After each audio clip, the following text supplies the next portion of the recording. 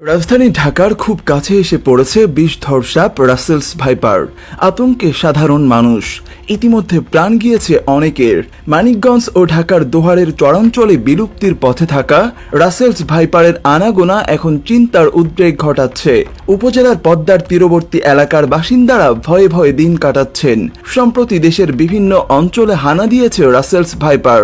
বিষধর হওয়ায় এর কামড়ে প্রাণ হারানোর সংখ্যা বাড়ছে দিন দিন। তাই চরমভাবে আতঙ্কিত সারা দেশের মানুষ। স্থানীয় বাসিন্দাদের কাছ থেকে জানা যায়, চলমান মৌসুমে দোহারের বিভিন্ন এলাকায় দেখা মিলেছে রাসেলস ভাইপারের। বিলাসপুরের মাঝিরচর ও নয়াবাড়ি ইউনিয়নের ব্রাহাঘাট এলাকা থেকে এই সাপ পদ্মা নদী হয়ে লোকালয়ে প্রবেশ করেছে। স্থানীয়দের ধারণা, বর্ষার নতুন পানি আসার সঙ্গে সঙ্গে রাসেলস ভাইপার এলাকায় ঢুকেছে। মানিকগঞ্জের কিছু এলাকায় গত 3 মাসে বিষধর রাসেলস ভাইপার সাপের কামড়ে অন্তত 5 জন নিহত হয়েছে বলে জানিয়েছেন সরকারি কর্মকর্তারা। রাসেলস ভাইপার বাংলাদেশের চন্দ্রবোড়া বা উরুবোড়া নামেও পরিচিত।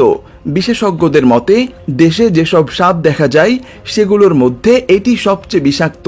2021 সালে দেশের উত্তর পশ্চিমাঞ্চলের কিছু এলাকায়, বিশেষ করে পদ্মার তীরবর্তী কয়েকটি জেলা ও চরাঞ্চলে এই সাপের কামড়ে কয়েকজন নিহত ও আহত হওয়ার ঘটনা বেশ আলোচনার জন্ম দিয়েছিল।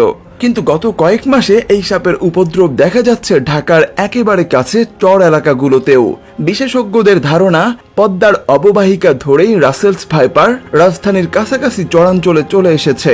2013 সাল থেকে বেশি দেখা যাচ্ছে এই সাপটিকে। পদ্মার চরাঞ্চল থেকে শাখা ও উপনদী ধরে কচুরিপানার সাথে এগুলো পাশের এলাকাগুলোতে যাচ্ছে। ধারণা করা হচ্ছে মানিকগঞ্জের চরে সেভাবেই এসেছে। যদিও সাপের এই প্রজাতিটি বাংলাদেশ থেকে বহু বছর আগে বিলুপ্ত হয়ে গিয়েছিল বলে ধারণা করা হয়েছিল।